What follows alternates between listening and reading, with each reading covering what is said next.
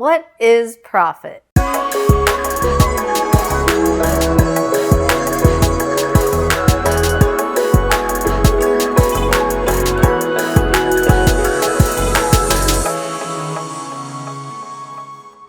Profit is a subjectively assigned value that goes beyond the cost of providing a good or service. To understand what this means in context, let's look at a sales transaction example to see what profit is. Imagine a woman wants to paint small pictures and sell them. She spends $10 online purchasing a single-use art kit that includes a small canvas, disposable brushes, and paint. She spends time painting a beautiful forest scene and then offers her painting for sale online to her local community. If she were to price her painting at $10 and find a willing buyer, she would give up her painting to the buyer and receive $10 in exchange. Though if she sold her painting for only $10, she would have no profit. The $10 given to her by the buyer would only cover the $10 of expenses she originally spent to get the art kit, which means that if she wishes to make a profit, she needs to charge higher than $10 to represent the value beyond her costs. If she sells the painting for $20 instead, she now has made a $10 profit, as $10 out of the $20 received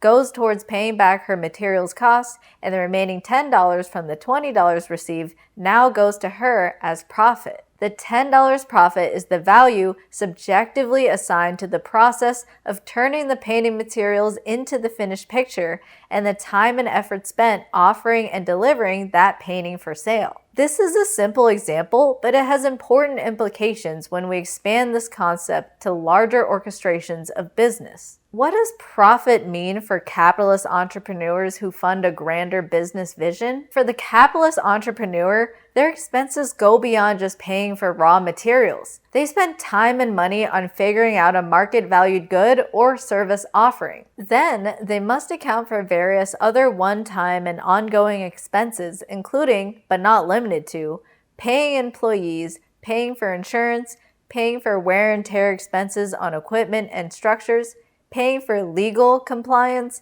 paying for accounting and payroll, paying for leases or property taxes, and paying for market research to keep pace with the evolving market. The capitalist entrepreneur's profit is what extra they earn after having to calculate and pay for all these expenses. Depending on how involved someone is, their profit is earned at a minimum for properly selecting a strong business venture and providing the needed resources to establish it. If the capitalist entrepreneur is a direct, regular manager, then they are also taking care of all business mission and vision considerations to ensure that all business needs are met for continuity of operation. The idea that someone just sits back and does nothing as a capitalist entrepreneur is simply false. A financial investor whose only role is to give money may take a more hands-off approach to their investment by having others do their investment research and analysis. However, they are still responsible for what they risk. If they fail to do their own thorough investigation and ensure that where they place their money is sound, they run the risk of losing everything with a poor investment choice. Which is why even those who seem to barely work still have valuable consideration to the profit calculation.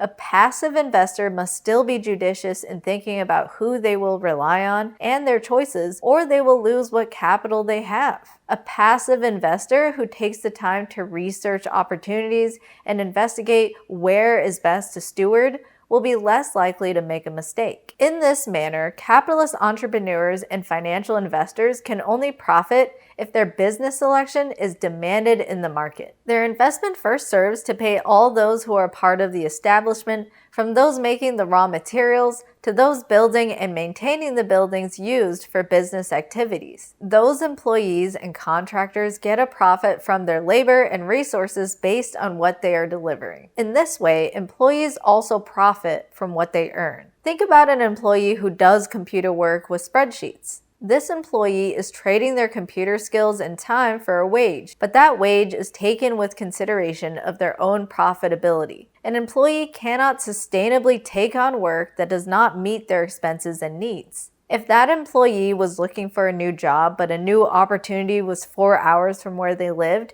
they may not think it worth their time. If it costs them $100 in gas and tolls to reach their job, but their job only pays $85 each day, they have only costs, no profit, to trade in time and effort for wages. This is why employees factor in cost of living and travel before selecting new employment. People subjectively calculate their risk-reward ratio in their personal situation. Whether it's an entrepreneur starting a new business or an individual thinking about what they need to make for a satisfactory hourly wage at a new job. As you can see clearly now, profit is not a dirty word. Profit just represents the value others assign to someone's effort to produce valuable goods and services. And if there's a lot of profit, it means that people must really value what is being offered to give such a sizable amount of money. It's only when the government picks winners and losers that we have a distortion in what profit represents. So, we don't need to shun profit.